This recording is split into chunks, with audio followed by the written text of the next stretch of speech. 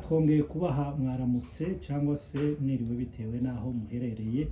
Kuko bisanzwe aha turi ni ku cyumba c'abakiranutsi cyangwa se the room of righteous, kuko mubizi iyi ni channel y'ubutumwa bwiza, aho tuvuga umurimo wa Yesu Kristo cyangwa se igikorwa umwami Yesu yakoze, tubwiriza ubutumwa bwiza bwa Yesu. Uyu munsi rero twagiriwe amahirwe, ikiganiro cacu murakizi ni ibibazo n'ibisubizo ku nyigisho z'ubutumwa bwiza cyangwa se inyigisho z'ubuntu bwa Yesu Kristo. Uyu munsi wa none tukaba dufite umugisha udasanzwe kuba turi kumwe n'umushitsi, aho tugiye n'ubundi gukomeza cya kiganiro tubaza ibibazo ku butumwa bwiza cyangwa se ku nyigisho z'ubuntu. Ndatinze rero ndagira ngo umushitsi wacu atwibwire amazina ye, hanyuma rero tuze gukomezanya ikiganiro. Murakoze. Amazina yanje nitwa Martin Muhirwa, nizeye Yesu umwami n'umukiza, twamamaza ubutumwa bwe. Amahoro y'Imana. Arakoze cyane, nkuko abivuze ni Evangeliste Muhirwa Martin. Wenda hari abamuzi, hari n'abashobora kuba ari ubwa mbere mugiye kumubona. Ni umuvugabutumwa mwiza, sinatinya no kumwita umwarimu. Ubwo rero kuri The Room of Righteous dufite umugisha mwinshi kuba turi kumwe nawe. Ikiganiro ni cya kindi cyacu, question and answer about the grace of God, cyangwa se ibibazo n'ibisubizo ku nyigisho z'ubuntu bwa Yesu Kristo. So tudatinze ndagira ngo mbaze Martin Evangeliste, inyigisho tugize igihe twumva inyigisho zitandukanye batubwiriza ubutumwa bwiza, ariko noneho hari inyigisho z'ubuntu bwa Yesu Kristo zisa n'izabaye igishitsi mu bantu, bakanazivugaho uburyo butandukanye. So ikibazo rero ndi bubaze bwa mbere, ubuntu ni iki? Ico ubuntu butari co ni iki? Wadusubiza kugira ngo dukomeze ikiganiro cacu. What is grace? What is not grace? Kuko bibajije byiza ko turasa ku ntego cyangwa se gusubiza ikibazo uko kibajije. Baje ngo ubuntu ni iki, ibitaro ubuntu ni iki? Kandi ari magambo abiri tuvuga, ubuntu ni iki, ibitaro ubuntu ni iki? Ubuntu ni amahirwe duhabwa n'Imana bise tudakwiye. Kugira ngo byumvikane neza, hariho imbabazi n'ubuntu. Imbabazi n'ubuntu ni amagambo yenda gusa ko atandukanye. Imbabazi ni iki? Nuvuga ngo umuntu yarabaje arababarirwa, yarakwiriye guhanwa, mbese yarakwiriye urubanza rw'ibimukwiye. Imana rero iramubabarira ati arababarirwa, ati yahabwa igihano mbese kimukwiye. Ibyo zitwa imbabazi. Hanyuma Imana ntiyarekeye aho, iraza iheza umuntu ubugingo buhoraho, cyangwa se imuha kuba umwana w'Imana. Hejuru yo kubabarirwa igereka kumugira umwana w'Imana cyangwa se kumubabarira, kumuha ubugingo, kukuguha ubugingo no kugira umwana w'Imana. Ibyo ni amahirwe utari ukwiye kandi utasabye Imana. Ibyo biba mu buntu bwayo. So ubwo ni bwo buntu. Ni mu Cyongereza bavuga ngo ni unmerited favor of God. Ifite ama definition menshi ariko naho ngaho amese mu magambo ahinnye. Hanyuma ibitari ubuntu. Ibitari ubuntu z'abantu bitiranya. Iyo abantu bumvise ubuntu babyumva nabi, rikasa nk'igitutsi kandi atari igitutsi, ari ikintu cyiza. Kuko kera maze kumenya ko ari ubugingo buhoraho, ukamenya ko ari no cyo twahawe kuba abana b'Imana, ni ikintu cyiza, si igitutsi. Ariko ubu warukundu umva bivuga nk'igitutsi. So ibitari ubuntu ni ibyo nyine bitari byiza. So ubuntu si uburenganzira bwo gukora ibyaha, niko birivuga. Abaroma 6, ubuntu si uburenganzira bwo gukora ibyaha. Ubuntu si impamvu yo kuba umunebwe, niko byanditswe nanone mu Bakorinto. Pawulo abivuga mu Bakorinto ba mbere irango 15:10. Avuga ko ubuntu bw'Imana bwatumye akora byinshi yakoze. Abivuga muri icyo gice.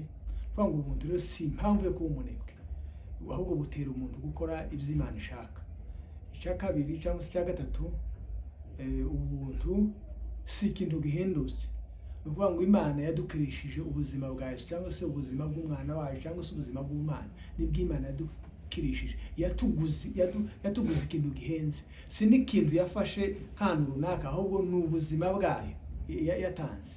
Urumva aho ngaho ni ikintu gihenze, si ikintu gihendutse. iyo rero abantu bumva icyo Imana yadukoreye cyangwa se kubabarirwa twabonye muri Kristo, si ikintu gihenze twahawe, ikintu kiri cheap, ahubwo ni ikintu gihenze, si gihendutse, ni igihenze.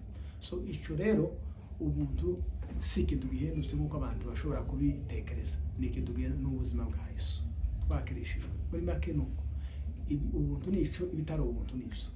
Ya nk'uko ubivuze, utubwiye ko ubuntu ni unmerited favor cyangwa se izo mbabazi twagiriwe, ndetse uvuga ko ubuntu atabura uburenganzira bwo gukora ibyaha.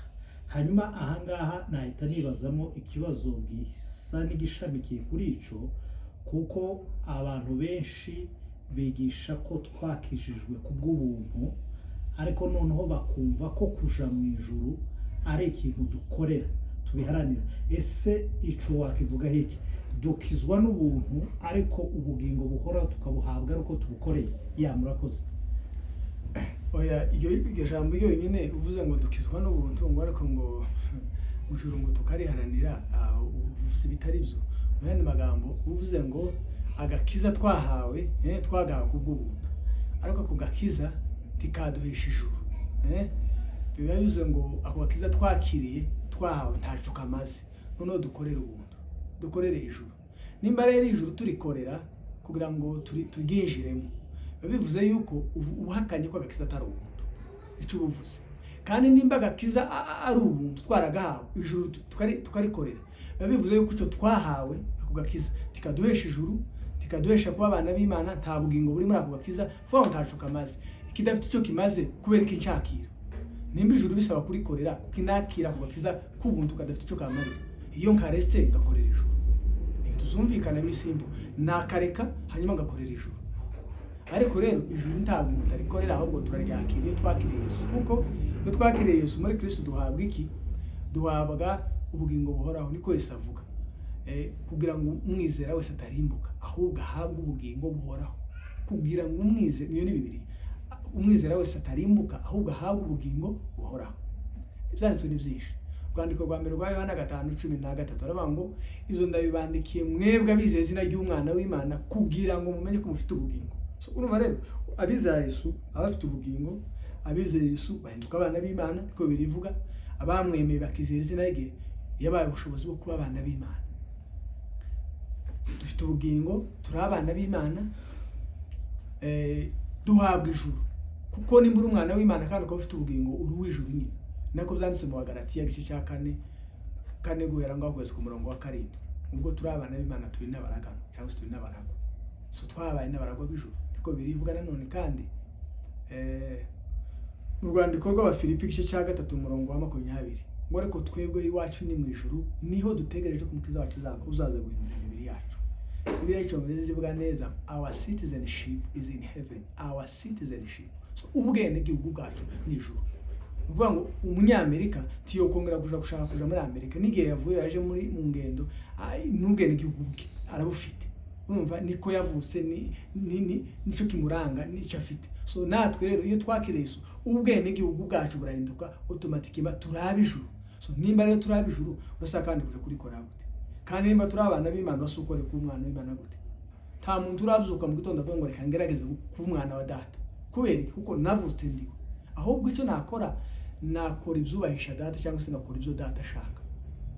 Natwe nuko ijuru turikora turarihabwa mu gakiza. Agakiza ni package y'ibyo bintu byose. Harimo ubugingo, harimo kuba abana b'Imana, harimo kubabarirwa kwiteka, harimo kiranuka kwiteka. Ibyo nibyo duhabwa mu gakiza. Rero takongera kurikorera. Ijambo bitiranya ni ijambo riri muri Matayo ngo uhereye igihe cya Yohana kugeza none ubwami bw'ijuru buraharanirwa ngo twaranze bugishamo imbaraga. Ni iryo cyane banavuga. Yesu yarabivuze uhereye none ukageza kugeza igihe cya Yohana, uhereye igihe cya ukageza none ryari igihe Yesu yari mu isi. Kandi kuri yarane n'ukuri yaravuze mu babyawe n'umugore muntawe uruta Yohana, ngo ari ku muto ubwamara muruta mu babyawe n'umugore, ariko si mu babyawe bwa kabiri. Ababyawe bwa kabiri bari spirit, kubera kuko Kristo atuye muri bo. Urumva uhereye icyo gihe ukageza none ubwami bw'ijuru buraharanirwa, none ryari igihe Yesu yari ku isi. Kandi nubwo buryo abantu baza kwinjira mu bwami bw'Imana, cyangwa se baza kwakira ubwo bwami bw'Imana ni Kristo.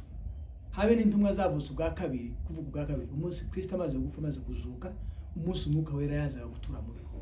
Ubu rero ntitugerageza kwinjira mu bwami bw'Imana, ahubwo twarabuhawe tuburimo. kandi na Yesu wazutse ari muri twe.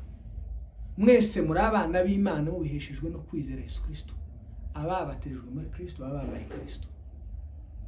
Nuko iryo jambo abantu bitire, kuko rero Bibiliya ntabwo yivuguruza, ntabwo yo. So tukiraho hari ikibazo ngira ngo mbaze wenda cyumvikane neza, ari nje ubaza ari n'abadukurikiye, kuko dufite inshuti zidukurikiye. Mu yandi magambo uvuze ibyo ushaka gusigara ahantu ku bugingo buhoraho. Ni ukuvuga ko igihe twizeye Yesu Kristo tuba duhawe ubugingo automatikema, nta yindi processus yo kubushakisha, duhita tubuhabwa, kuko hari n'abespekta ko ubugingo buhoraho tuzabubona tugeze mu ijuru. So ariko uvuze gutyo n'igipande warusimbuye kivuga ngo kugira ngo umwizera wese atarimbuka, ico mbaza no kubaza once twizeye duhabwa ubugingo automatikema. Okay, ni byiza ko tuvuga Bibiliya, tutavuga ubwenge bwacu cyangwa ibitekerezo byacu, kuko ibyacu nibyo bari ibyacu nyine. Ibyanje nuvuga gutya, undi nawe akavuga uko, undi akavuga uko, kandi ibitekerezo bitandukanye ni ibitekerezo nyine, si iby'abantu. So ntitwahamagare kwigisha ibitekerezo, ntitwanahamagare kwigisha uko umuntu abyumva, ahubwo tukwiye kuvuga uko biri bivuga. Uko biri bivuga ni ukuhe. Yesu wenyine ubwiwe aravuga ngo kugira ngo umwizera wese, ni ijambo abantu bose bamenyereye, abe no tugitangira cyangwa se tukiri abana bato, ni ijambo abantu bose abakristo bose ku isi bigishwa muri Sunday school cyangwa se école de dimanche, kuko kera twaga tuzita ni Sunday school, tutazi na meaning yari Sunday school cyangwa se école de dimanche.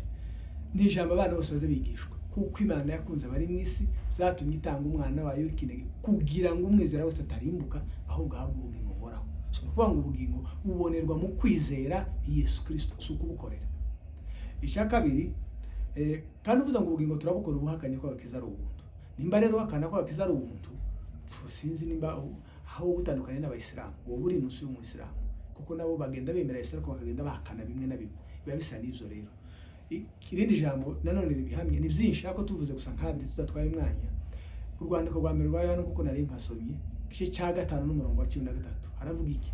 Yohana yandikira abera cyangwa se itorero, arabibwira ngo ibyo ndabibandikiye mwebwe abizeye izina ry'umwana w'Imana, kugira ngo mumenye ko dufite ubugingo.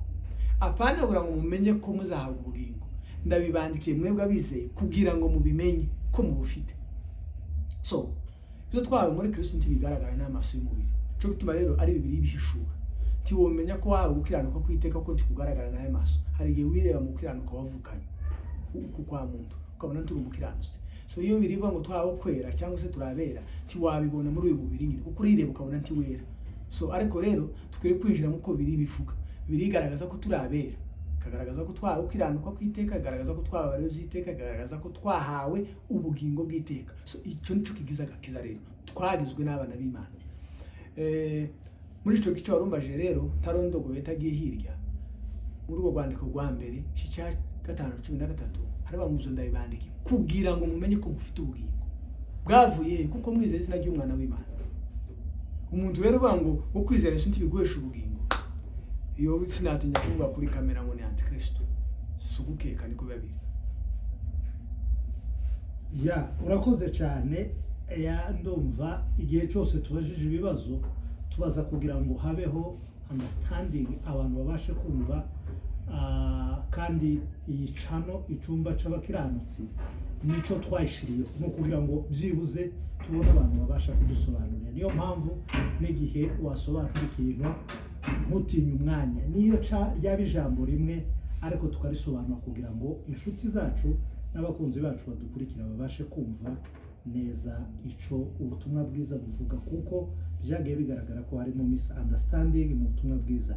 So ndabaza ikibazo gikurikiyeho, ni ikibazo kivuga ngo ngize iminsi numva abantu bavuga ko ababwiriza babwiriza ubutumwa bwiza bw'ubuntu bwa Yesu Kristo, grace preachers in short, mubwira abantu ko ubwo buntu bwabonetse, ariko bikagaragara ko mubwira abantu ngo mubwiriza abantu kugira ngo musa naborohereza abantu kugira ngo babashe kuba bakora ibyaha kuko ubuntu bwabonetse. Ese ibi bintu byaba biterwa n'iki Bwana Martin? Ni ukuvuga ngo birashoboka ko muri mwe, reka mzite gutyo kuko niwe turi kumwe, na bamwe mu babwiriza ubutumwa bwiza bw'ubuntu bwa Yesu Kristo, kuko imyumvire y'abantu n'ibyo numva n'abantu bavuga ko mubwiriza abantu ko ubuntu bwabonetse, rero bityo rero abantu bashobora no gukora ibyo bumva. Nkabagira ngo mbaze, iyi myumvire ubona iterwa n'iki? N'abarimu bigisha ubutumwa bwiza bw'ubuntu batuma iyo myumvire yinjira mu bantu yo kumva ko bagomba gukora ibyaha kubera ko ubuntu bwavuzwe, cyangwa se n'iki cyaba kibitera? N'abumva bumva nabi ya icyo ngicyo kubera ko atari ikintu kiri muri Bibiliya twakivuga uko tukireba, cyangwa se observation umuntu yoba yarakoze. Hari ibintu nka bibiri, kuko sinzi abantu bose, kuko abakristo bose reka muri make bemera ubuntu bw'Imana. Abakristo bose kuko bemera ko bakijijwe n'ubuntu, ngira ngo kandi bakemera ko bakiza ari ubuntu, cyo si ijambo risha amatorero yose ya Kristo. Noneho ese hari abigisha ngo dukora ibya buntu bwarabonetse? Wenda simbizi ngo baba bahari, hoba hari abantu bigisha gutyo ngo dukora ibyaha, sinzi.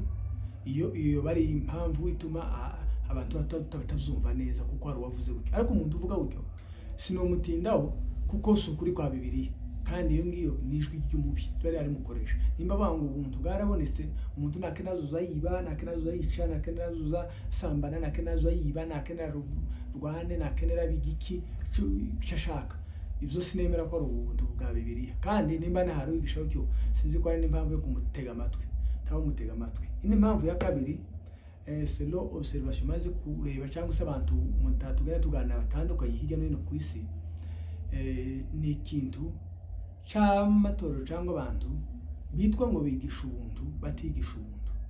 Noneho iwe yumva ubuntu kubera ko ari ikintu gisha, akaba ngo uvuze ubuntu tutigeze twumva, ubuntu ntigeze numvana nako, ubuntu ntigeze mbwiwe, ubwo buje gute? Kubera iki? Suko babuhengetse, ahubwo iyo ni observation nakoze, kuko n'abana naganira n'abantu benshi, ahubwo nukwiwe atemera ubuntu.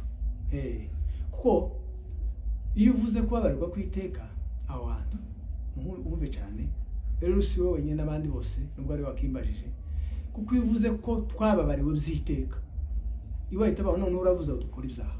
Kubera kurumva ntiyemera ko habaye ko babarirwa kwiteka. None se umuntu utemera ko habaye ko babarirwa kwiteka, ubu urumva ko yemera ubuntu? Cyo ni ikintu tugomba kureba, ntiyemera ubuntu bw'Imana, kuko mu buntu hagaragara ko twababariwe byiteka. Ibyanditswe birahari ni Bibiliya bivuga, si jewe. Urumva? Icyo ni kimwe. Cya kabiri, tugiye no tukiri kuri cyo kubabarwa kw'ibyaha, urebye igihe Yesu yapfiriye, je sinari impari, tugize ngo turebe muri past, kuvuga ngo past yanje ni ryari?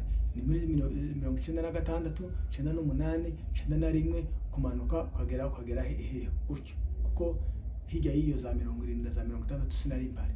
Iyo ni past yanje. Nushaka iyo past yanje muri 50, muri 1950. Yesu ntabwo yapfuye muri 50, kuvuga ngo yapfuye kera. Nimba rero narababariwe, nababariwe ibihe byaha. Cyo niko kuri kwibaza, niba nababariwe ibihe byaha zo muri 50 se, kuko Yesu yapfuye muri 50. Kandi nimba narababariwe ntarabaho, urumva ntaravuka, ni ukuvuga ngo igihe Yesu yapfiriye, nimba twarababariwe igihe Yesu yapfiriye, ni ukuvuga ngo icyo gikorwa kigera kuri uyu munsi n'abazadukomokaho. Umuntu rero utemera icyo gikorwa Yesu yakoze, ntaba yemera ubutumwa bwiza, kuko nako bavuga mu butumwa bwiza ko bwanditswe na Luka igice cya 24 no kuri 47, ngira ngo haravuga ngo reka tuhasome kugira ngo umuntu avuge ahasoma. Luka 24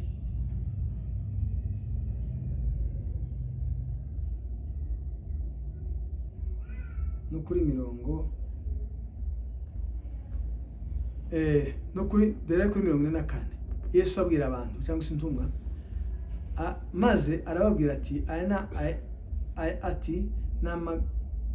aya ni amagambo nababwiraga nkiri kumwe namwe, yuko ibyanditswe kuri nje byose mu mategeko ya Mose no mu byahanuwe no muri Zaburi bikwiriye gusohora. Avuga mu Isezerano rya Kera, byanditswe mu mategeko, byavuzwe muri Zaburi, byavuzwe mu bahanuzi ko bikwiriye gusohora. Maze ngo abungura ubwenge kugira ngo basobanukirwe ibyanditswe. Yesu abungura ubwenge kugira ngo basobanukirwe ibyanditswe. Ati niko byanditswe kuri Kristo, kuko akwiriye kubabazwa no kuzuka ku munsi wa gatatu. Kristo akwiriye kubabazwa hanyuma akazuka. Ku umurongo wa 47 akavuga ngo iki, kandi kwihana no kubabarirwa ibyaha bikwiriye kubwirizwa amahanga yose kubw'izina rye bahereye Yerusalemu. Kandi kwihana no kubabarirwa ibyaha bikwiriye kubwirizwa isi. Uwo ni Yesu watumye ubutumwa kwigisha abantu kugira ngo basobanukirwe ibyanditswe kuri Kristo, nicyo Yesu rero yakoze. Noneho aba iyo misiyo kugira ngo babwirize amahanga yose kwihana no kubabarirwa ibyaha. Kwihana ni iki? Byo ni ijambo ry'abantu bakwiriye kwitiranya. Kwihana turebye hano mu nkomoko yaryo nk'abantu bize Bibiliya uko babigaragaza, isezerano rishya ryanditse mu Kigiriki birazwi. Ni ukuvuga ngo iryo jambo kwihana rikomoka mu ijambo ry'Ikigiriki metanoia. Metanoia bisobanura ni uguhindura imitekerereze, cyangwa se ni uguhinduka k'umuntu umaze kumva inkuru runaka. Wabwiwe amakuru runaka, ya makuru akahita ahindura imitekerereze yawe. Wari uriho mu isi utizeye Imana, wari uri mu isi usenga ibigirwamana, wari uri mu isi utizeye, wari uri mu isi uri mu buzima budafite icyerekezo. Noneho wabwirwa inkuru ya Yesu y'agakiza, bigakubita ku bugingo bwawe, mu bitekerezo byawe, noneho ukemera kwakira uwo mwami. Uko kwemera guhindura iyo mitekerezo cyangwa se guhindura icyerekezo cyangwa se direction, nicyo byitwa kwihana, niyo metanoia.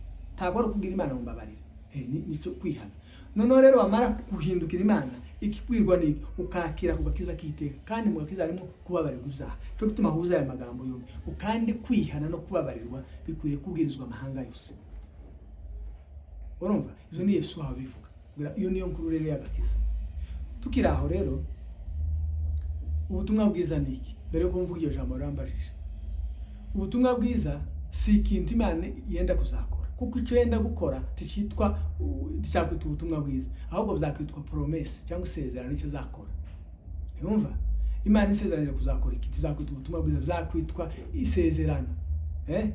Naho rero ubutumwa bwiza rero si isezerano, ahubwo ni icyo Imana yakoze. Icyo rero Imana yakoze ni igikorwa cyamaze kuba, noneho ukajana iyo nkuru nziza. Mbere zitwaga ngo inkuru nziza, noneho bagenda bahindura ubutumwa bwiza, cyangwa se ngo mu zindi usanga mu ndimi z'icyongereza bakavuga ngo ni good news. Good news. Urumva rero ni ikintu cyiza cyabaye. Umuntu yaratandukanijwe n'Imana kubera ibyaha, aratandukanywa nawe. Noneho ubu haje inkuru nsha yo kubabarwa kw'ibyaha, mwakire Kristo mubone ubugingo. Bikitwa rero ni inkuru y'ikintu cyamaze kuba. Nari mvuze kuri icyo kintu kibazo warumbajije. Ugasanga rero umuntu ntiyemere icyo gikorwa cyabaye. Noneho yumva rero kubabarirwa kwiteka. Umubwira ngo muri Kristo abamwizeye babaye abana b'Imana. Abamwizeye bakiriye gukiranuka kwiteka. Abamwizeye babaye abera. Abamwizeye bafite ubugingo. Abamwizeye barababariye uziteka. Iwa kumva ko uravuza ngo dukora ibyaha. Kubera iki? Kikibazo bahita kubaza. Hagwatse none Yesu aje uri uwo munsi waje mu ijuru, umunsi wari wose kamubwira ngo yoza kuwa mbere cyangwa kuwa kabiri noja mu ijuru nogenda. Nose ntuzi ucuma ndacuma. Aje wacumuye oja tinogenda tikoma shitani. Ntiwumvaga ati none wowe uravuze ti nubwo twucumura nta kibazo. Naho rera naho bahita burira. Kandi iyo ni confusion iri mu bakristo. Ahubwo nkibata se kwibyo ngibyo ari ibyi, ahubwo ko ari amasomo yibanze y'agakiza.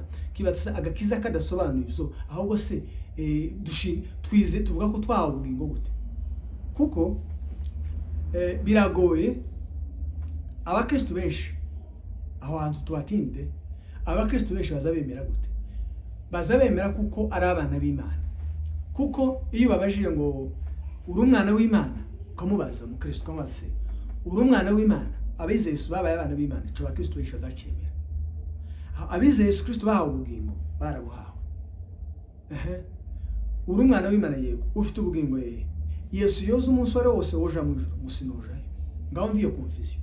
Uri umwana w'Imana, ufite ubugingo ariko utoja mu ijuru. None se ubwo bugingo buri bugingo buhoraho. Ntabwo buba butandukaniye n'ubuzima rurimo bwa gipagani, kuko ubuzima bwa gipagani urimo uri mwirimbukiro. Nimba warakiriye ubugingo buhoraho ugasuka rimbukana ubugingo buhoraho, ubwo bugingo buri. Aho kandi nimba warabaye umwana w'Imana ko karimbukura umwana w'Imana, aho kuko umwana w'Imana kumaziki. Bitandukaniye no kwitwa umwibyi. Bitandukaniye. Urumva rero uko nuguhakana Yesu hato na hato. Abandi bakakubwira ati no, turi abana b'Imana, dufite ubugingo buhoraho, ngo ariko turi abakiranutsi.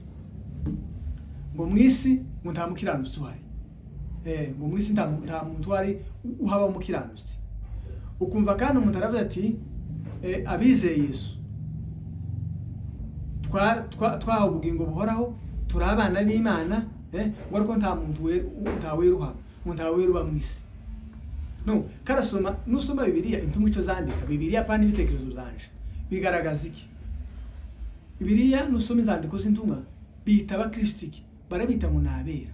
Mu ntahereza abera banye naka mu zandiko za Paulo n'izindi ntumwa. Abera, turabandikiye abera banye naka abera. Kuvuga ngo iyo ni imvugo ya Bibiliya niko izahita abakristo. Izi bita abera. Kubera iki? Suko babikoreye ngo babera ko nta muntu wera amaso y'Imana. Nabera kuko bizeye Yesu, nabera kuko batuwemo n'uwera, nabera kuko bejejwe n'amaraso ya Yesu. Iyo ni identity, ni identity. Bakitwa abera, cyo bitwa abera. So bityo rero ugasanga umuntu akakubwira ngo n'umwana w'Imana ngo afite ubugingo ngo ariko suwera, uko nukuyoberwa icarico. Undi akakubwira ngo ndi umwana w'Imana, ngo mfite ubugingo ngo ariko sindi umukiranutsi. Ariko igitangaza akakuhamiriza kuko ngo ategereza kuzaja mu ijuru ry'abakiranutsi. Nta muntu uzaja mu ijuru atari umukiranutsi. Abazaja mu ijuru bose ni abakiranutsi. Kandi gukiranuka ni iki? Gukiranuka si icyo dukora, gukiranuka ni akamero. Kubera kuko ntaco ukora kugira ngo umukiranutsi imbere y'Imana. Nika kugira nyine ntaco bari kuzokora ngo uhabwe ubugingo buhoraho. Ntaco keretse kwakira Yesu. Izo ni ibintu duhabwa muri Yesu. Nta muntu wokora kugira ngo umukiranutsi imbere y'Imana. Cyo bikorera. Habe nubwo ukwirinda ibibi ukaja mu mafungo y'iminsi 40 ukayavamo ukubita 70 ningahe, uza wirinda ukigengesera, ariko wikora introspection mu byo ukora, mu byo utekereza, mu byo uvuga, hari aho ugenda wica hato na hato. Abantu bashaka gutangira ubuhamya, wowe ubwawe nti ukwitangira ubuhamya, kandi nubwo unabwitangira uburindyarye cyangwa se umwibone ushira hejuru kugira ngo wereke abantu kuri igitangaza, ariko mukuri ko mu mutima nta muntu wowe umukiranutsi. Iyo ugerageje tibiza bishoboka. Inzira imwe yo gukiranuka imbere y'Imana ni ugukiranuka kuko kwizera. Twizera Kristo tukabarwaho gukiranuka, ibyanditswe byinshi bivuga. So rero babitangaje kuvuga ngo umuntu kuyoberwa ico, ukavuga ngo ndi umwana w'Imana, ngo mfite ubugingo, ngo ariko sindi umukiranutsi. Warangiza ngo ariko ntegereje kuja mu ijuru ry'abakiranutsi. Nose uzaja mu ijuru ry'abakiranutsi utari umukiranutsi. Kuko nta juru ry'abanyabyaha rihaba, ijuru ni ry'abakiranutsi. Kandi nta rembo rihaba ryo kuja mu ijuru abantu bazanyuramo ari abanyabyaha, nibamara baje kuba abakiranutsi bageze mu ijuru. Izo ntakuri kurimo. Ntiyumva? Abandi nabo bakabivanga, ugasanga yemerwa gukiranuka ariko twahawe, ariko ugasanga siko yigisha abakristo, arabigisha gushaka gukiranuka kwabo nk'ahari ibyo bizabajana mu ijuru. Ubwo ni ubuyobe, ni uguhakana Yesu. Nuvuga ngo Yesu zo yampaye simzemeye, none nje ngiye gukora ibyanje. Kandi ibyo nabigisha amategeko nibyo bakoraga bikabananira. Ntibabishoboraga, bikabahindukira uburyarya. Kubera iki? Kuko nta muntu ubasha kumukiranutsi imbere y'Imana. So iyo ugaragaza rero ko twabaye abakiranutsi, tugahabwa kwera, tukababera, tugahabwa ubugingo buhoraho, tukaba abana b'Imana, ikibazo umuntu akubaza nico. Warubajije kuko ndasubiza icyo kibazo wabajije. Umuntu akwazi none nguye mu cyaho bunyine Yesu akaza woja mu ijuru. Tinojaye. None wowe uravuze ngo kubera ko wojaye. Nuko nababariwe. Aho, cyumva? None wowe warababariwe, dukomeze dukora ibibi. Iyo dukomeze dukora ibibi ni ubuyongeye mu kubera imyumvire ye. Ariko siko biri bivuze. Kandi nanone uhakanye ko twababariwe, kugira ngo wenda niho bitumvikana neza. Nabwo uhakanye Yesu. Kuko ubuyobeje amateraniro. Kuvuga ngo nti twababariwe, ngo nibwo bivuga nibwo ntigisha abantu ngo gukora ibyaha, nabwo buhakanye ubuvuze ikinyoma rwose. Imana ntabwo irwanirwa mu buryo bw'ikinyoma. Yo nishaka ariko ritari mu kuri. Yo nishaka ritari mu kuri. Kuko ukuri nuko kuvugwa nyine ko muri Kristo. Ubugiriye Yesu ishaka niko kuvuga ngo oya, amaraso ya Yesu ntiyatubabariye ureka kubesha kora ibyaha. Icyo gihe Saint Kristo. None se uzumva ijambo Petero yavuze abwira Yesu. Petero yabwiye ijambo ya Yesu yamubwira ngo mvi nyuma Satani. Ugira se ngo Petero yari yavuze nabi rusoma Bibiliya. Yesu yavuze imibabaro yenda kuzahura nayo i Yerusalemu. Noneho Petero kubera ko yari amukunze aravuga ngo ibyo ngibyo ntibikakubeho mwami wanje. Ibyo bintu ntibikakubeho. Yesu we kubera ko yaje kugira ngo abambwe abantu babone ubugingo mu rupfu rwe niho harimo amakiriro y'isi. Petero nabasa n'umvuze ati ariko Petero ashira mu bwenge bwa muntu. Ariko ati icyo kintu cyo kubabazwa tikikakubeho. Uko se Petero yaravuze nabi, yaravuze neza muri kamere muntu, ariko muri kamere y'Imana yaravuze nabi. mu bwenge bw'umuntu yari avuze neza ukuri gutunganye, ariko Yesu yamubwira ngo yamaye icyo gitekerezo ko ari ukwibwira kwa muntu uti inyuma Satani. Rero umuntu uhakana umurimo Yesu yakoze akawuhakanisha ubwenge bwa muntu, iyo ni kamere, ni Satani. Twahawe ubugingo buhoraho muri Kristo. So kutumva ivyo niyo hazaba ijambo rivuga ngo none wowe uravuze bizanta kibazo kuko tuzaja mu ijuru none tubikora. Twarababari bari kuba twarababari ntibisobanura ngo tugume tubikore. Iyo tugume tubikore niyo abantu bongezamo kubera kutumva ico kintu. Ariko uko kuri ko muri Kristo nuko twahawe ubugingo, nuko ubugingo buhoraho, nuko twahawe gukiranuka kwiteka, nuko twababariwe byiteka, nuko twabaye abera kandi byanditswe byinshi bihamya no bigaragaza birahari. So kutumva ivyo ni naho bifa, kandi iyo ni confusion y'abakristo bagira, abakristo benshi kwisi ari naho biza bivyarije ikintu. Ugasanga umuntu utiyizeye ko azaja mu ijuru, noneho akavuga ngo kuzaja mu ijuru simbizi, ngo tuzabimenya mwihambira. Abandi ngo namayobera amatagatifu, amayobera amatagatifu. Imana ntiyaje kuturereka ngo namayobera amatagatifu. Abandi ngo simbizi niba zogenda, abandi ati wenda kugenda nogenda, ariko wenda nko ku munota wanyuma mbonye umwanya wo kuvuga ngo Mana mbabarira, no kuvuga ngo ntagakiza yizeye, nta bugingo yizeye gusa navuga ngo Mana mbabarira nibwo nzoja mu ijuru. Urumva rero ako sagakiza. Ahubwo se nkibaza ishaka dufite ryo gukorera Imana arivahe? Ni gute noshishikariza kubwiriza abantu ngo ni baze bakire Yesu babone ubugingo buhoraho, kandi nawe warabubonye utarishoboka kuzaja mu ijuru? Ni muze mwizere Yesu, hanyuma muri Kristo mufite ubugingo, nawe wabwakiriye uzaburimbukana. Ni gute wabwira abantu ngo ni muze mwizere Yesu mubabare guzaha nawe utemera ko babariwe? Ni gute wabwira abantu ngo baze bizere Yesu abana b'Imana nawe utemera kuri we, cyangwa ukemera kuri we ariko uzaburimbukana? None se kubura umwana w'Imana uzaburimbukana, undi nawe akaba ari hariya muzaha, bitandukaniye? Wamureke akagumara muzaha kuko nawe uhagaze mwirembo ry'irimbukiro? Mwese ni ahandi. Tumva iyo rero ni confusion yo kutamenya amagambo yibanze mu gakiza. Ubundi na magambo ari nahita yibanze, kandi ni naryo shingiro na gorufatiro ya ibindi. Turakomeza wenda twakomeza kuganira tubonye umwanya kubijanye n'agakiza no mu buryo buri vast bigaragaza. Turakomeza. Urakoze cyane kubisobanura mu buryo buri detaye, bigaragare ko numva ko kugira ngo umuntu iyo bavuze ubutumwa bwiza bw'ubuntu bwa Yesu Kristo akumva gukora ibyaha, nta n'uwatinya kuzita ko ari ubujiji. Hanyuma hari ikintu ukozeho ubu nyine uvuga cyo kumva ko umuntu yicara avuga ngo noja mu ijuru cyangwa se nogenda, kandi uwo n'umukristo wakijijwe, donc ari muri ikintu kimeze kiri aho hagati, kubw'amahirwe nogenda nakoze iki, nogenda nakoze iki. Hanyuma nkibaza ngo niba kuja mu ijuru biva mu kwizera igitambo cy'umwami wacu Yesu Kristo, ari nacyo Yesu yapfiriye kugira ngo tubone ijuru, hanyuma hakaba umuntu wumva ko kuba yaje mu ijuru ari ijambo rya nyuma ry'amatakira ngo abwiye umuntu ngo mbabarira, ese aho ntabwo haba harimo gupfobya igikorwa Yesu Kristo yakoze? Uvyumva gute wowe kumva ko umuntu ataja mu ijuru binyuze mu kwizera igitambo n'urupfu rwa Yesu Kristo yapfuye kugira ngo tugende, ahubwo akumva ko kwegera inshuti cyangwa umushumba ari byo bimujana mu ijuru? Ibyo ntabwo nk'umuvugabutumwa wumva ko haba harimo gupfobya umurimo wa Yesu Kristo? Okay, hoba harimo gupfobya uburyo buri direct cyangwa buri indirect, kubera kuko hari bamwe babivuga atari ukuvana kubirwanya, ahubwo ari kubera kudasobanukirwa, kuko ntawosobanukirwa ko yahawe ubugingo agahabwa ukiranuka kwiteka akaba umwana w'Imana wanyuma byange. So biva mu bintu zo kwigishwa ibintu z'uruvange, nta n'ibindi binahishe muri Bibiliya, ni ukuvangirwa amategeko n'ubuntu n'imirimo itegetswe n'amategeko. Umuntu rero akayoberwa ikimukiza, nimba akizwa n'imirimo, nimba akizwa no kwizera, nimba akizwa no gukiranuka kwe, noneho bikaba uruvange. Bizamara kuba uruvange, cyangwa ukumva nyine kuko twari tuvuze ngo agakiza ni ubuntu, mu ijuru turarikorera, ngo niko ushyira cyanditse kivuga kandi atariko. Donc kubera kudasobanukirwa iryo huriro ry'urwo ruvange, bikavangira umukristo, bigatuma yizera uko akagendera muri uko, kandi nawe ubivuganye nabizi akirengagiza, uruvuga ngo nyine waba n'umuhakanyi, ni antikristo barwanya Yesu.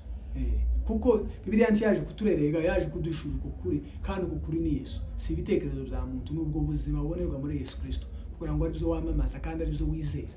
Nimba rero umuntu yizera ikindi kitari Yesu kizamugeza mu ijuru, cyangwa se akaba ari umukristo ariko atazi ko azaja mu ijuru, ahubwo se iyo kuraje dutera no gukora ibyiza ivahe. Kuko nimba umuntu asenga cyane, ukarara mu masengesho, ukanezerwa, ugasenga Imana ukuzuzwa, ariko utarishuwa kuzagenda, aho izo kurumva ngo kurarushwa niki, kuko ntubizi. Aho icya kabiri, niba ugira umwete kubaka amakanisa, ukayashinga mu bihugu bitandukanye, ukaja kubwiriza umuntu ukarakora neza kandi afite iyerekwa ryiza, ariko ukagira iryo yerekwa n'uwo mutwaro wo kuja kuzana abantu, ariko nawe ubwawe ntubizi kuzagenda, uko se urumva urasa n'uwakorera iki, uri ahantu nyine. Icyo rero bimara kutamenya uko kuri kw'agakiza, Satani irakwiba, ukaba mu buzima bw'ubwoba, ukaba mu buzima kumara ibyishimo, ukaba mu buzima bw'umwijima, ukaba mu buzima busa n'ubutizera, ukabaho nta mahoro ufite. Kandi icyo Yesu yaje kutuzanira n'ubwo buzima nyine buzana amahoro, kandi amahoro nta handi ava, hava mu kumenya icyo uri cyo. Hari ukunda abakristo tuba dukunda kuvuga iryo jambo tukavuga ngo agakiza katuzanira ngo amahoro yo mu mutima. Ntabwo ari amahoro yo gutunga cyangwa kudatunga cyangwa kutarwaza, kuko mu isi turarwaza, turashobora guhura n'ubukene cyangwa ubukire, cyangwa kubabazwa batuziza Yesu cyangwa ibindi imibabaro dushobora guhura nayo. Ariko rero amahoro nyayo twahawe ngo ni amahoro yo mu mutima, nacyo kiratangaje. Ahubwo se wogira gute amahoro yo mu mutima ubaye utazi kuzaja mu ijuru? Ni gute umuntu yogira amahoro agasendera muri we, kandi uzi ko ejo uraye uri bumanuke direct muri Gehinomu, ubaye uri bumanuke muri Gehinomu, amahoro akavayo. Ariko ayo mahoro Bibiliya irayavuga, ayo mahoro ava mu kumenya icyo wahawe na Yesu. None wamara kuyigira ayo mahoro, akabona gusendera no mu buzima bwawe, ukayaha n'abandi, ukanabana neza bivuye muri ayo mahoro. Bibiliya ivuga iki? Abaroma 5 guhera aho ngaho aravuga ngo ubwo twatsindishijwe no kwizera, ngo dufite amahoro ku Mana kubw'Umwami wacu Yesu Kristo waduhaye ubuntu dushikamyemo. Ntumva? Dufite amahoro kubw'Umwami wacu wadushikirije ubuntu. So ubuntu bw'Imana twizeye ari we Kristo Yesu nibwo bwaduhesheje amahoro. So hagati yacu n'Imana hariho ubwoba, hagati yacu n'Imana hariho ubwanzi, hagati yacu n'Imana hariho amahoro. We have peace. Ni mu mahoro masa. Dufite amahoro. Kubera iki? Si amahoro yo kwimahoroniza ngo wimanonize mu byaha, si n'amahoro yo kuvuga gusa ngo mu bitekerezo byanje ngo ufite amahoro. No, ni amahoro yavuyemo ko watsindishirijwe, wo kubaho urubanza, ukurwa mu rupfu winjira mu bugingo. So kubera icyo kintu amahoro araganza. None ukabona kugendera mu byiza cyangwa kwirinda ibibi bivuye muri ya mahoro mu bwa buzima nahawe.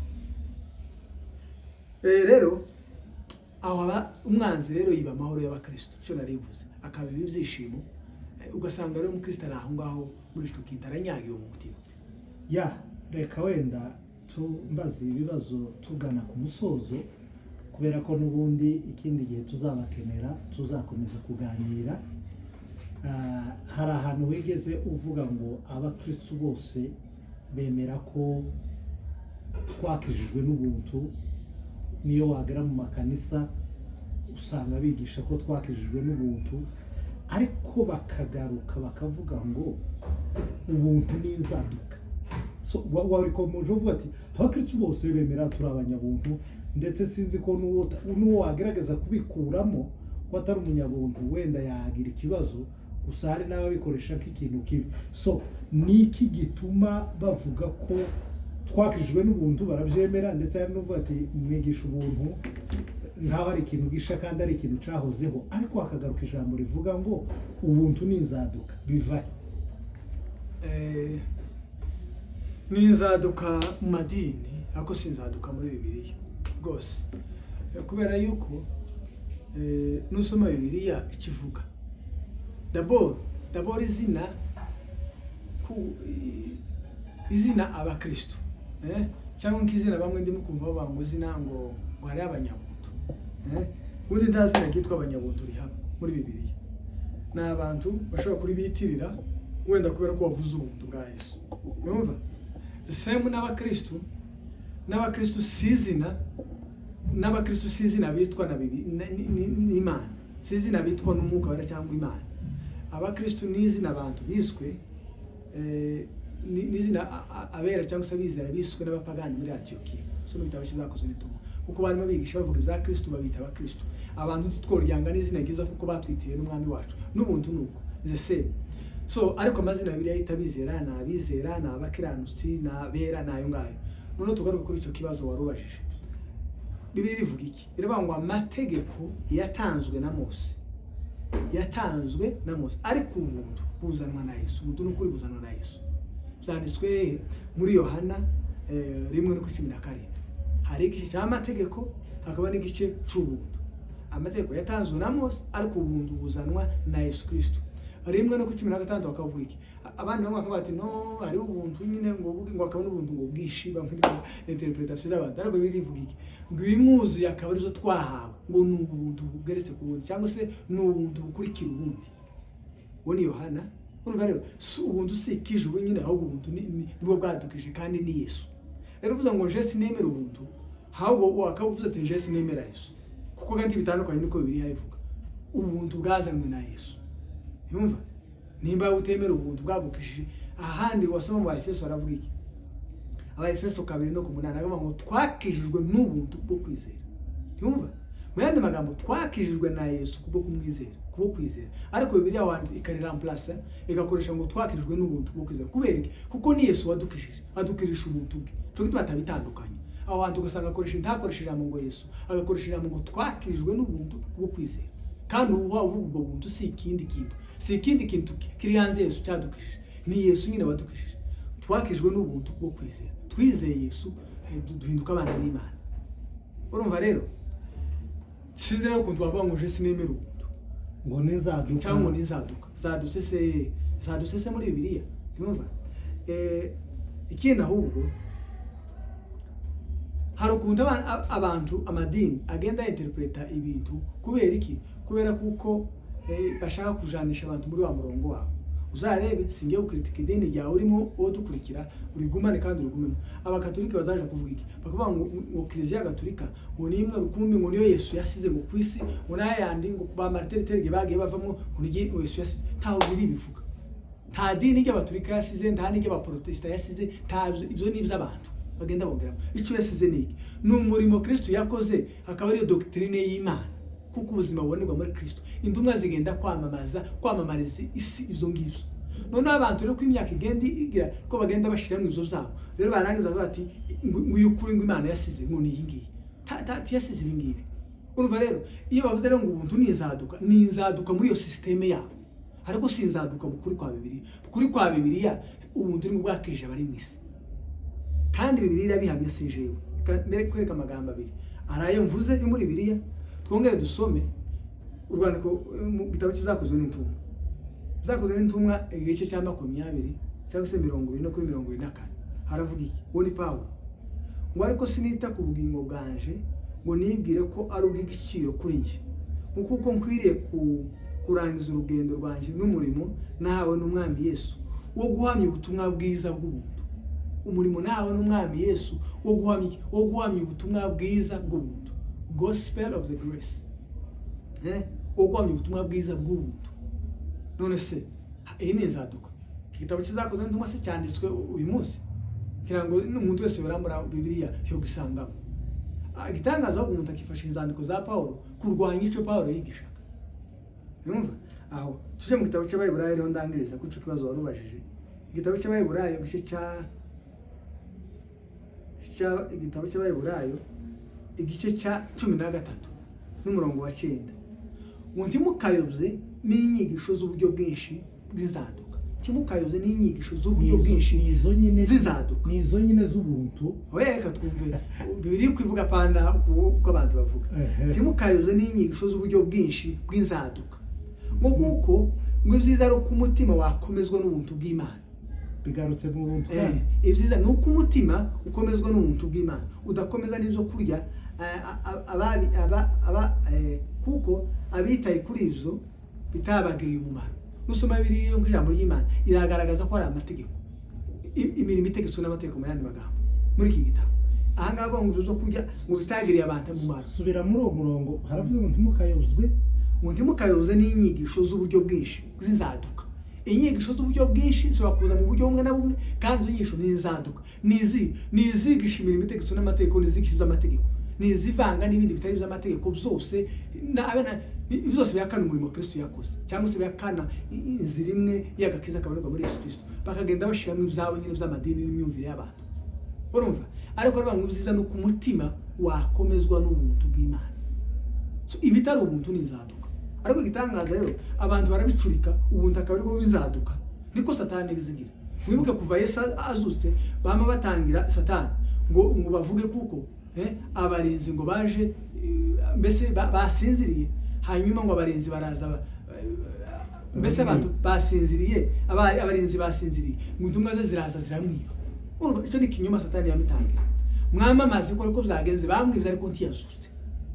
Ubu nyine rero abantu Satani zishaka gukoresha abantu ntibemera ubuntu bw'Imana, ahubwo bemera ikindi kandi bazi kitubakiza. Urumva ibitari ubuntu rero zo nzaduka biri yayivuga. Sije wanze igitabo cy'Abayiburayo harari igice cya 13 n'umurongo wa 9. Ya urakoze cyane, ahubwo uvuze aho ngaho bijana ukindi kibazo. Uvuze ko inyigisho z'inzaduka ku kibazo nyine byabikuranye n'ikibazo twabajije ari inyigisho zose zitigisha ubuntu bwa Yesu. Hanyuma hari umuvugabutumwa ukomeye, umukozi w'Imana, numvise ariho yariho yigisha mu Filipi ibice bitatu. Havuga ngo sinzi wenda uraza no kubadusomera kuko cyane numvishije hashaka gusa nibi waruvuze, havuga ngo mwirinde zambwa, mwirinde abarozi, mwirinde abakeba gukeba kubi, ngo arangize agerageza kumvikanisha kwa izo mbwa n'abo barozi ari ababigisha ubutumwa bwiza bw'ubuntu bwa Yesu. Wowe ukurikiye n'ico gipande warudusomeye cyo mu Baheburayo bigaragaza ko urumva bishatse kuzana confusion n'ibyo numvaga avuga, kuko yumvaga ko izi nyigisho zigisha ubutumwa bwiza arizo ziyobya.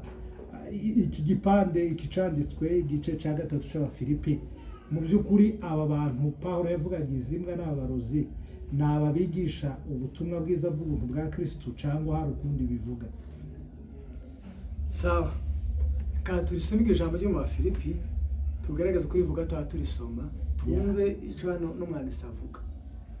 Abafilipi 3 haravuga ngo ibisigaye bene data mwishimire mu mwami Yesu, mwishimire mu mwami Yesu.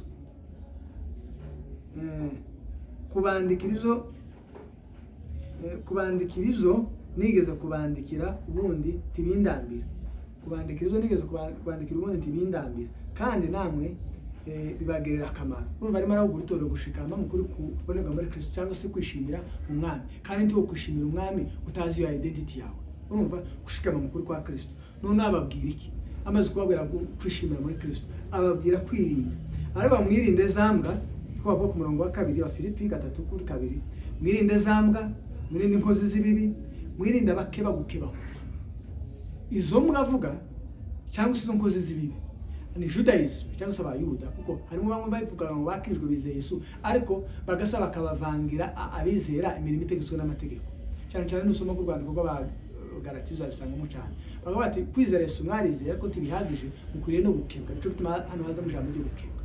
Ubundi mu mategeko yarebye hari amategeko 10, akabona andi mategeko sacrificial law, ceremonial law, penal law, civil law, amategeko ya urumari menshi mboneza mu bana ngira gutya nagenga ibitambo bintu kizo. Nono yose hamwe yari 613. Akavuga ati mwarize ariko n'aya mategeko ya Mose, cyane nk'isomo guteka kwa 2 igitabo cy'Abalewi, igitabo cyo kuva mu bimwe bya nyuma, usanga ayo mategeko arimo ni menshi rwose, ni menshi. None bakavuga ati bakagenda gabasibura, bakavuga ati gukebwa mukwiriye kubikora, kuko kwizera Yesu ntibihagije ahubwo mukwiriye no gukebwa. None rero Pawulo arwanya icyo kinyoma kigaragaza nkaho kwizera Yesu kudahagije, ahubwo bagomba kugerekaho n'imirimo itegetswe n'amategeko. Ahubwo igitangaza n'ubu birigishwa amatorero menshi ya Kristo, tibiguteye n'ubwoba kumva abantu bishaba ngo kwizera Yesu tibihagije. Umwanya umwe agasoma ngo kugira ngo umwizera wese atarimbuka ahubwo habe ubugingo buhoraho. Yaje gukora development agakana ka kwizera Yesu bidahagije. Mu wundi mwanya akagura ko agakizi ko mu buntu, mu wundi mwanya akavuga kuko ngo ijuru turiharanira, mu wundi mwanya ntavuga ibyo ngizo akaje mu mirimo itegetswe n'amategeko. iyo muri ariya amategeko akagenda asoma ashogora amwe amwe. So uwo rero abo niyo Pawulo yaza arwanya, akabwira abera ko agakiza kabonerwa muri Yesu, na abo bahaba bavangira mwirinde izo mbwa nizo mwirinde inkozi z'ibibi. Aravuga iki dukomeze tuhumve kino gice cyose. Aravuga ngo kuko twebwe abo ni banda bizera, kuko twebwe turi abakebwe gukebwa kwiza, abasenga mu buryo bw'umwuka w'Imana, tukishimira Yesu Kristo, ntitwiringire iby'umubiri nubwo je n'abashaka kubyiringira. Donc abasenga data mu kuko twebwe turi abakebwe gukebwa kutari ukwintoki, ahubwo ari gukebwa k'umwuka, cyangwa se abavutse ubwa kabiri mu yandi magambo. N'abakiriye Yesu Kristo, n'abakiriye ubuzima bwa Yesu, kuko wakiriye Kristo ari connected, afite umwuka w'Imana, ko yabyawe n'umwuka. Kuko uvuga ubwa kabiri no kuzarwa n'umwuka, niko birivuga. Yumva? Noneho twaje kuri uyu murongo rero abyita ngo ni iby'umubiri. Ababasha kwiringira iby'umubiri, iwe Pawulo ngo yabasha kuziringira izo z'umubiri. Tugiye kubireba flesh, cyangwa se abyita izo za kamere. Dusomye ibyo za kamere, abantu bano bagira ngo ni ibyaha. Si ibyaha yaragi kuvuga, yavuzemo imitegeko n'amategeko, avuga n'amategeko. Reka tuwasome twumve. Ngo niba hari undi wese wibwira ko afite impamvu imutera kwiringira umubiri, muje ndamurusha. Kandi ntavuga ibyaha, ntavuga kwiba no gusambana no gukora ibiki n'ibindi. Ariko niba wiringira iby'umubiri, muje Pawulo ndamurusha. Ngo ndore nakebwe ku munsi wa 8 ku murongo wa 5, nakebwe ku munsi wa 8, ndi wo mu bwoko bw'Abanyisirayeli, ndi wo mu muryango wa Benyamini, ndi umuheburayo w'Abaheburayo, ndi umufarisayo w'Abafarisayo, mwigisha amategeko w'Abafarisayo. Para abigisha amategeko, bigisha amategeko ya Mose. Abigisha amategeko, jewe ndi umufarisayo w'Abafarisayo, ndi umuheburayo w'Abaheburayo. Izo zo gukebwa Pawulo, jewe narabikoze kuko Abayuda bikora. Nakebwe ku munsi wa 8. Yumva? Ngo kubwishaka ry'itorero, ngo kubwishaka narenganya gitorero. Kubwishaka mani magambo y'Imana. Nagaza ndwanya itorero rya Kristo, nzi kuko mbaye korera Imana. Iryo ni ishaka yari afite. Ngo kubwo ukiranuka kuzanwa n'amategeko, umva icyo kintu. Apana kuzanwa n'imirimo itegeko n'amategeko. Kuko ukiranuka kuzanwa n'amategeko, jewe nari nyangamugayo. Ibi ngibi ntukice, ntukibe, ntugasambane, tugagire. Jewe Pawulo nari nyangamugayo. Nyangamugayo mu buryo bwo muri societe. Mbese yaruzuzaga, yaragerageza, mbese yaragerageza ibishoboka, akagaragara nubwo nta muntu wujuje amategeko ntawe. Niko bagaza bibwira. Kuko Yesu musomye ibyo yavuze, biragaragara ko barayuzuzaga mu buryo bugaragara. Siniba, sinica, sinsambana, sinumurozi. Nuba abakristo benshi bazabipima gutyo, akire bakabona niba ntaza yiba, ntaza sambana, sumurozi, ntagira gute, izo kizo akabona arabyujuje. Yumva? Ariko nurusoma ukuntu Yesu yagiye avuga mu z'amategeko, bazagaragara ko batayujuje. Akaba mwarabwiye umuntu narakara, jewe ndabwiye umuntu narakara mwene se, karakara umuntu, umuntu cyangwa se ukamutuka ngo wamupfu, ujana muri gehinomu, yuko yogwana. Abantu benshi se bazabatukana, barakijwe. Tibaza banka ntabwenge kagira nakaya. Aho areba ngo mwarabwiye umuntu ugasambana, ngo jewe ndakubwira ni wifuza mutima wawe, uzabusambanya. Abakristo benshi ntibagisambana, ariko ugasanga umutima we arabyifuza. Kuko uzifuza kutwi nako ko kurimbura, ariko kubera ko tukabishekerera ko bamwe no gusambana niso cyacu kwicisha, ariko zaje mu mutima nyine zaje, ariko cyo nacyo cyo kurimbura. Cyo gituma bazanye wa mugore wafasha sambana imbere ya Yesu. Yesu akabwira ngo utarakoze cyane. Ntabwo Yesu yarashikira umugore kawe yakoze neza. Yashatse kubereka kuko ayo mategeko muvuga namuganye imbere y'Imana, jewe gahise umucamanza ko ndabakubita mu ijisho. Kamera y'umwuka kabona ati mwene. Yumva? Nare uyu yafashwa akora ariko namwe uko mumeze, namwe ndi murabera imbere y'Imana. Cyo gituma nti yababwiye ngo utarasambanye, yarabwiye ngo udafite icyaha. Kuko utarakoze kiri afite ikindi, udafite ikindi afite ikindi. So imbere y'amategeko ntawo bigira. Pawulo hano aravuze ngo yari inyangamugayo. Kuba inyangamugayo ni ukugerageza nyine kwitwara neza kandi imbere y'abantu bakaba boguha amanota. Kuvuga ngo uriya mugabo rwose ni imfura, azayubahiriza gahunda, ntazahemuka, agira ubuntu, ntazabesha, ntazayiba. Kandi nibyiza n'agaciro niziza rakwire na mu bize. None ariko kuzigira, Pawulo avuga ngo kugukiranuka kuzana n'amategeko yari inyangamugayo. Ariko igitangaza, nusoma Pawulo uyandikiye Timoteyo, aravuga ngo sugushidikanya ngo Yesu yaje gushaka abanyabyaha. Sugushidikanya, buri jambo n'ukuri kandi rikwiye kwemerwa, kuko Yesu yaje gushaka abanyabyaha ngo muri bo nije w'imbere. Wa mukiranusi ngo niwo munyabyaha wa mbere Yesu yaje gushaka. Yamenye ko kukiranuka kutomugeza mu ijuru. nuko hano nyine mu maso y'abantu ariko ntaho ukora kumugeza nukuba inyangamugayo gusa umukiranutsi ni umuntu ugaragara imbere y'Imana nta caha nta nenge nta gasembwa uwo ni uzaja mu ijuru nta caha nta nenge abakristo benshi bazavuga ngo muzamzirinda ngo ariko mukabyisangamo ngo cyangwa mukaba no kwibona ifoto ngo ariko mba nagerageje ukora kugerageza si uko umukiranutsi wagerageje ariko nturiwe kuba umukiranutsi ni iki ni ukugaragara imbere y'Imana Monday kuwa mbere kuwa kabiri kuwa gatatu kuwa kane kuwa gatanu uryamye uzuse iminsi yose nta nenge nta caha urwo rwego rero nta muntu warugezeho cyo gutuma haza mu Baroma ari jambo Baroma 3:23 ngo kuko bose bakoze ibyaha ntibashikira ubwiza bw'Imana batsindishizwa no kwizera Yesu so iyo level yo gukiranuka nta muntu wigeraho cyo gutuma rero Yesu ntiyatuzaniye ibihindutse yatuzaniye ibyo tutari kubasha gukora ko gukiranuka rero nti wo gukorera turakwakira kuri hayi kuri hejuru cyo gutuma Paulo rero yirebye abona ko gukiranuka gusabwa abona n'umunyabyaha araba muri bo yaje gushaka nije wa mbere ruhago kandi ntiyagaza yica ntiyagaza yiba ntasambana yumva nubwo yaje ku kintu yazisha arwanira ishakazi kwa akorera Imana akorera kizira ariko uko yari asanzwe mbere ntukice ntugasambana yari inyangamugayo ariko aravuga ngo ubanyabyaha yaje gushaka ndi wa mbere yumva kubera yamenye kuko ukiranuka atagushikira izo rero Paulo nizo yita iz'umubiri ko ukiranuka kwa muntu cyo gituma ngo jewe ngize ngo mzirate ndimo Nikodemu Yesu yavuye ngo umuntu natavuka ubwa kabiri Nikodemu ntiyari umwibye yari umwigisha amategeko yari umugabo w'unyangamugayo ariko aravuga ngo mu Bayuda nk'abagabo bigisha amategeko numva nk'abagabo ba Gamaliyeli ba Nikodemu na ba Sawuli ariwe Paulo bari nyangamugayo cyo gutuma Paulo avuga ngo cyo gutuma Paulo akoresha ijambo ngo nigiye mu maguru ya Gamaliyeli urumva hari icyo bize nuko ukiranuka kwa muntu kuva mu mategeko ariko ukiranuka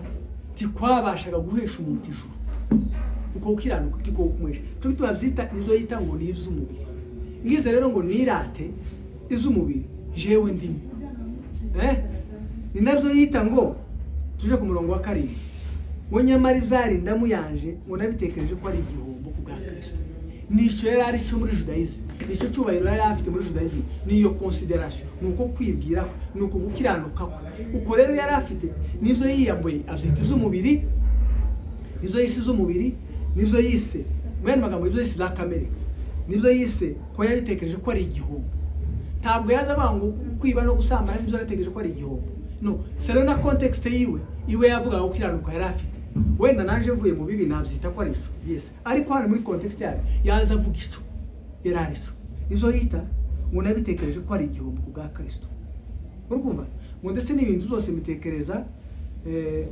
mitekereza ko ari igihombo kubwo butunzi butagira akagero ubonerwa muri Kristo Yesu kubwo nahomze ibyanje byose ndetse mitekereza ko ari amase donc Kristo izo nizo rero yahomze cyacubahiro ya consideration kwa ukiranuka kwa muntu arajugunya yemera kwakira Kristo gitangaza rero garutse kuri cyo kibazo wabashije nivyo Paulo yita ibya kamere flesh kandi atari ibya yaza akora nivyo Paulo yita ko ari amase nivyo Paulo yita ko kwiye ngo yari umunyabyaha ruhagwa kandi ari umukiranutsi mu maso y'abantu noneho wewe izo ni zahabwa itorero ngo barijugunye bakire ukiranuka kwa Yesu hano ku murongo wa 9 arabihamya ngaha reka tuwasome ko ndabisomera kuri kamera nawe ubisomera muri Bibiliya yawe araba ngo kandi mboneke ndi muri we ngo ndafite ukiranuka kwanje kuzanwa n'amategeko kandi imirimo itegeko n'amategeko ndafite kujya ukiranuka kujya yavuze ga yise ko ari amase kujya yise ko ari igihombo ndafite ukiranuka bene ahubwo mfite kuzanwa no kwizera Yesu Kristo ariko ukiranuka kw'Imana kujya kuri hayi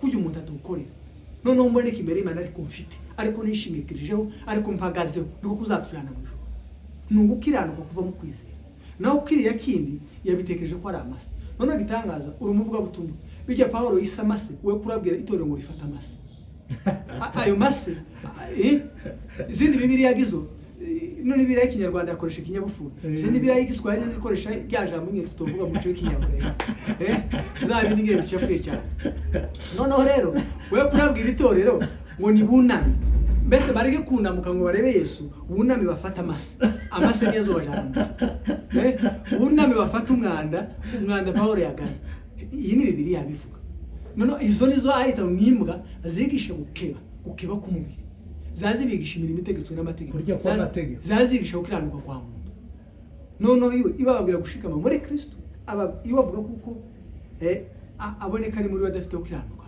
kwa kundi gakurenze umuntu atokorera ubugingo ntiwobukorera ukiranuka ntiwobukorera kwera ntiwobikorera ku mwana w'Imana ntiwobikorera turabyakira Yesu ntiyaje kuduha ibihenduzi yaje gutanga ibihenze gitangaza tukarema ngo ntacu nari kuzokora ngo nemerwe n'Imana ariko kandi gusuko banga wari cyo nokora kandi warima ngo ntacu twari kuzokora twemerwe n'Imana none uko kugikora gute urasugikore gute ngo none se mushatse kuvuga ngo twama turyama ngo tureke utaryamisa aho gukora iki ijuru worikorera no hari icyo birivu araho bibiri tugira gukora hakaba naho bibiri tugira kudakora ibi mvuze gukiranuka ni tigo bikorera nugucece kukabyakira niko birivuga ari naho Paulo akoresha mu Baroma ngo ari kuda Abaroma icyaka mudakora kizera bene magambo ntaco bikora keretse kubyakira ukakira Yesu ariko ujye wakira Yesu hari ibindi abwigo gukora rero iyo uvuze gukora banza umenye gukora birivuga ni muri context nugukora kubera kuri umwana w'Imana nugukora numwete kubera kuri naka nugukora gura gukora ibyo data yaguhaye ari kuri uri umwana w'Imana naho ibyo bindi zo ntibikorera rero iyo wabigisha bakito ngo babikorere cyo ni antikristo cyangwa kuvuga ngo nibafate izo nyine bidakwiriye izo Paulo yise bidakwiye none wowe ukavuga ngo nizo mbwa yavugaga kandi ari izo yazavuga aho bizo wawigisha sunte nukugoreka ukuri iyi ni Bibiliya bisobanura mugira amahoro ntaco nari kuzakora kugira ngo nemerwe n'Imana ikiganiro cyacu cy'ubutaha naho tuzagehera uyu munsi dushoreje aha turabashimisha inshuti zacu mwadukurikiye ku cyumba c'abakiranutsi aho twari kumwe na Evangeliste Martin tugusaba wowe utarakanda aho mutuku kuri subscribe ntibibagirwe kuhakora kugira ngo uje ukurikira ibiganiro byacu mugira amahoro ya Yesu.